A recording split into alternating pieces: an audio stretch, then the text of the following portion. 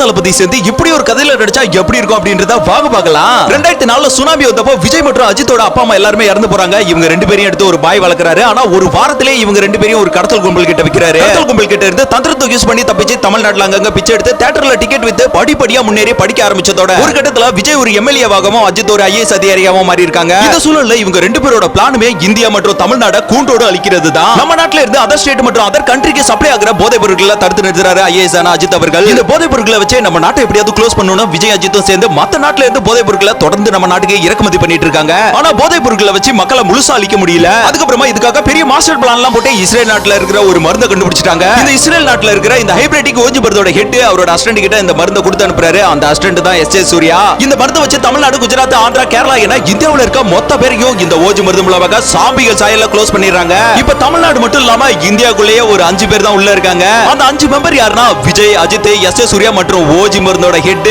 Rolex உள்ள வந்துட்டாரு. இதுதாங்க படத்தோட இன்டர்வல் சீன். உள்ள 5 பேர் இருக்காங்கன்னு சொன்னால இதுல அவங்க 4 பேருக்குமே சம்பந்தப்பட்ட ஒரு ஹீரோயின் இருக்காங்க. அவங்க யாரு, இந்த படத்தோட கிளைமேக்ஸ் எப்படி இருக்கும் அப்படிலாம் தெரிஞ்சுக்க நீங்க ஆசைப்பட்டீங்கன்னா கிளைமேக்ஸ் வேணும் அப்படின்னு சொல்லி கமெண்ட் பண்ணிட்டு போங்க. 1000 கமெண்ட் இந்த வீடியோ பீட் பண்ணிடுச்சுன்னா கண்டிப்பா கிளைமேக்ஸ் சீனுக்கான வீடியோ வரும்.